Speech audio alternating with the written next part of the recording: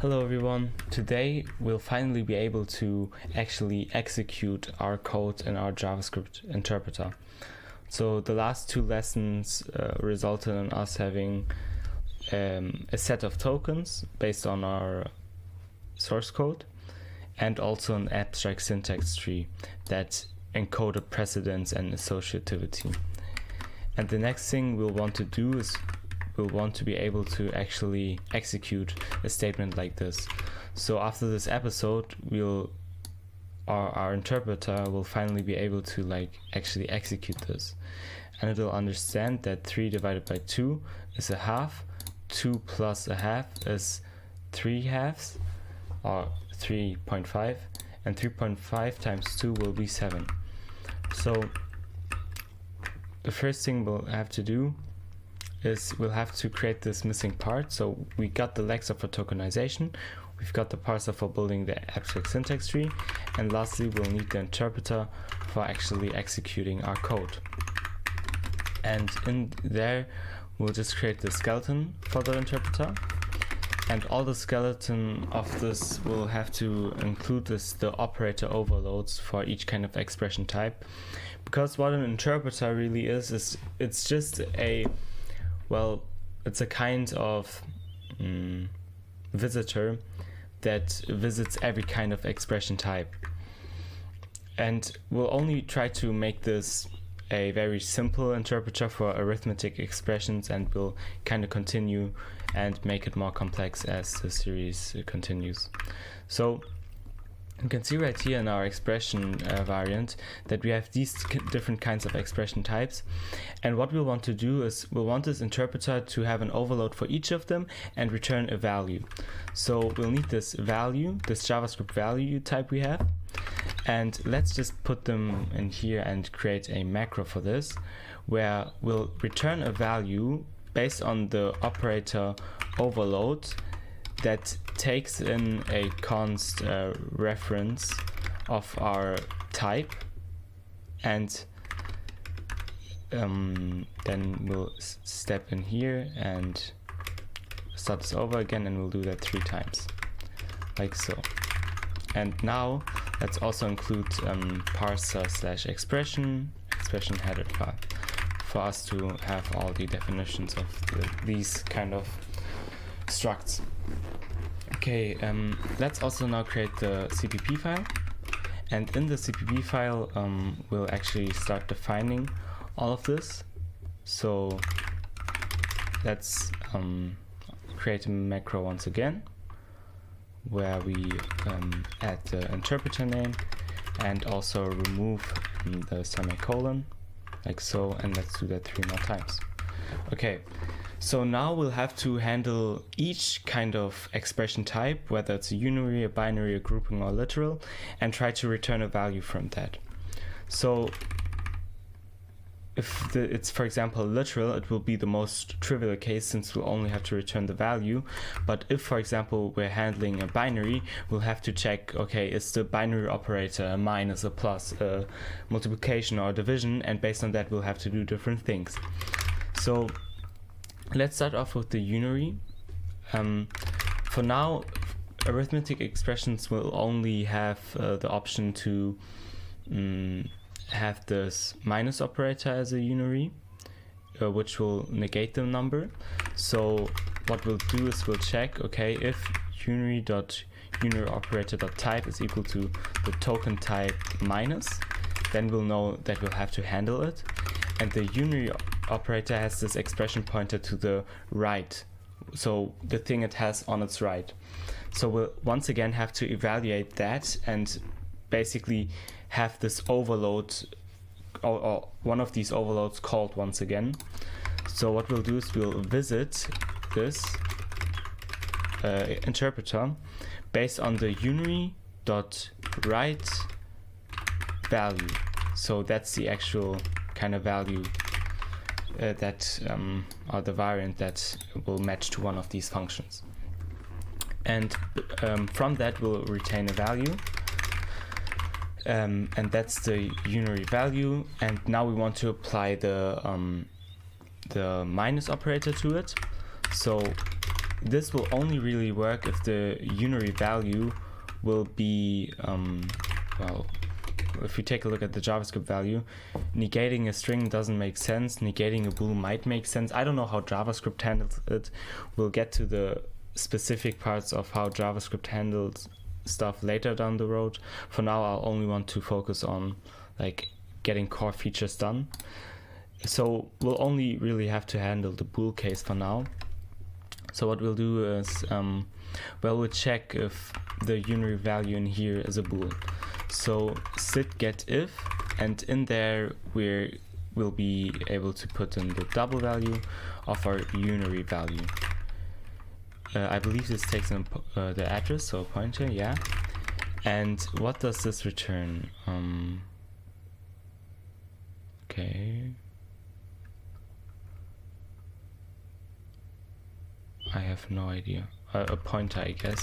So I believe you get a double pointer from that. That's the value there. And now we'll have to check if that value is actually existent and not a null pointer. And if that is the case, all we can do is we can create this new kind of value based on this, let's call it numeric value. And on that C++ numeric value, we'll just apply the minus operator. But we'll also have to dereference this, and now it works.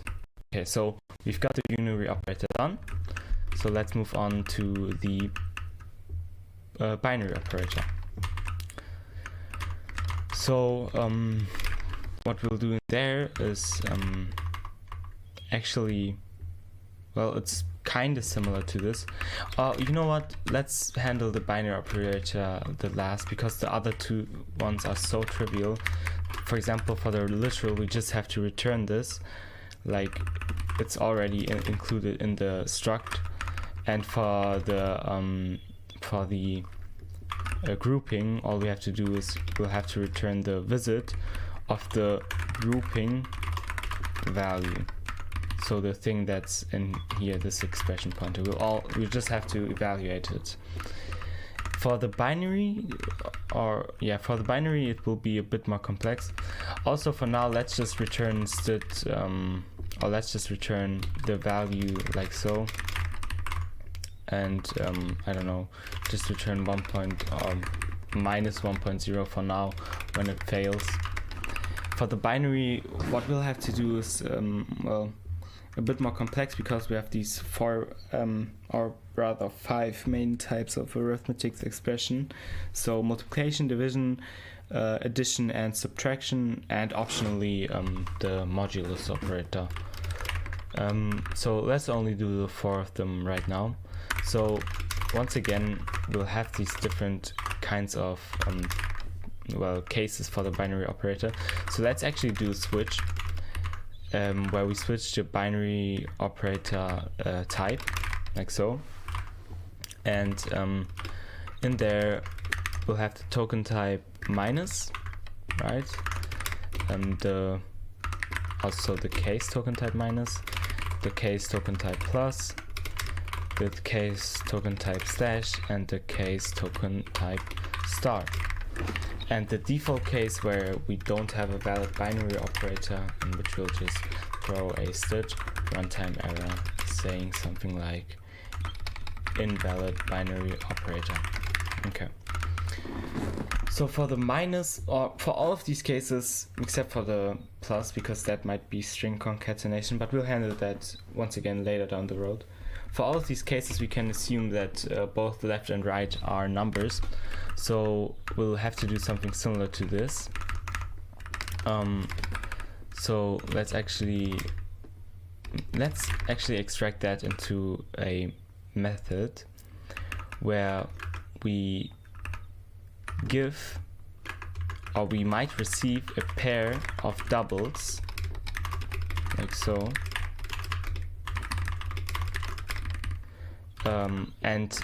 We might receive a pair of doubles based on two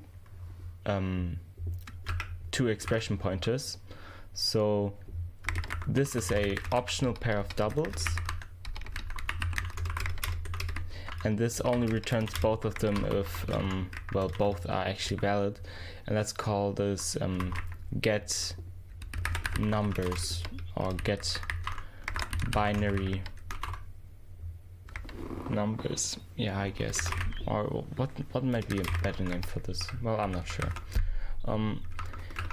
All we'll be doing in there is we'll take in like a binary, like so, and we'll return this optional pair of two numbers.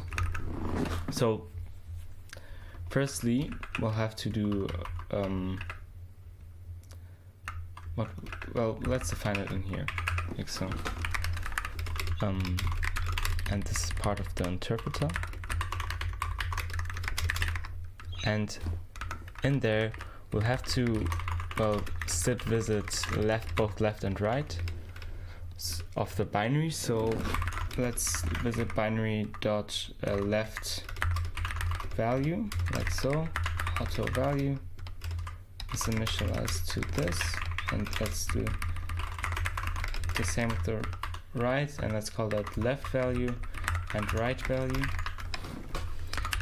And let's now check if both of them are numbers. So let's initialize our output like so. Let's also return our output. Oh, yeah, like so. So if the left value is an actual double, like we did in here,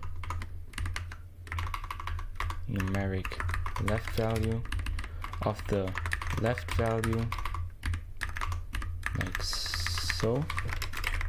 If the numeric left value is existent, and also the numeric right value for the right value. If both of them are existent, then output will be equal to sit make pair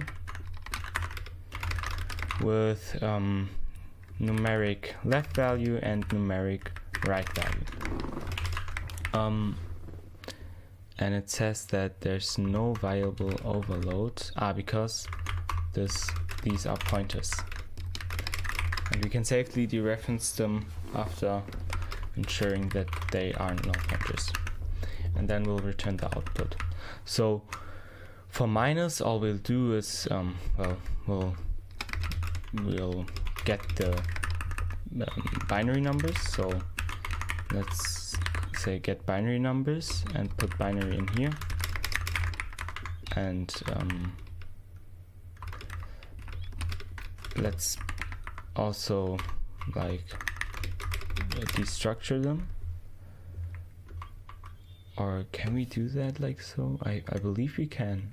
Well, I'm not sure. Let's just do it the old-fashioned way. So let's get the pair, and then we'll just return a new value based on pair dot left minus pair dot right.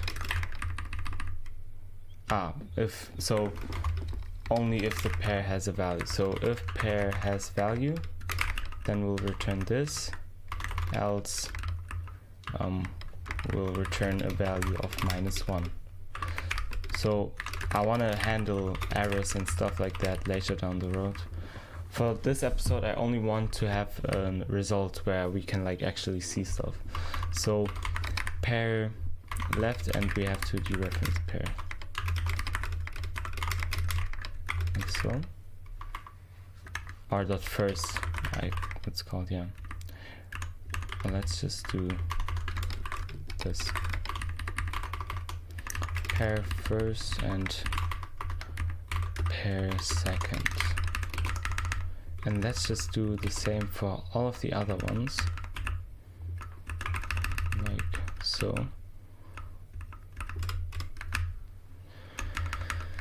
And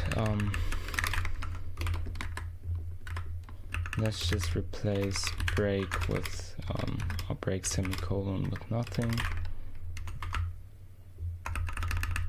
And do this. Okay, and the last thing we'll have to change is just the operator we're applying. So plus slash star. And if I'm not mistaken, this should already be working. So we get the binary numbers and return the value based on the token type. Okay, so let's try it out. In the main.cpp file, in there, from that we just get, or from this parse value, from this we get our expression, or our abstract syntax tree rather.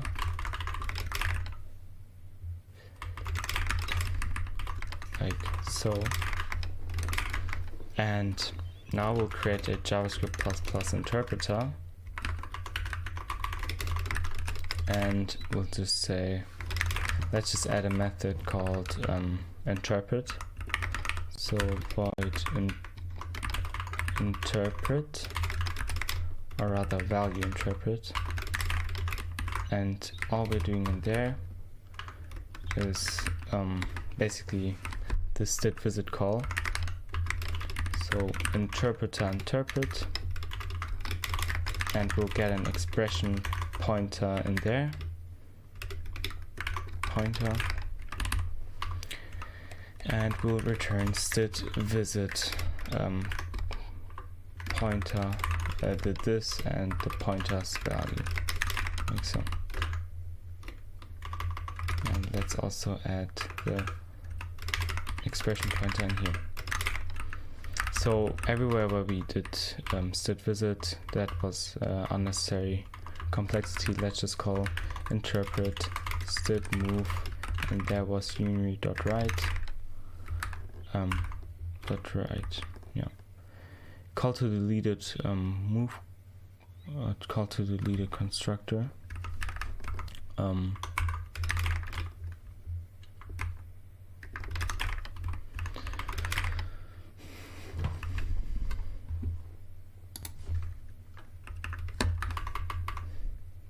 Yeah, the problem is because it's still const, because you can't, or you shouldn't move const objects.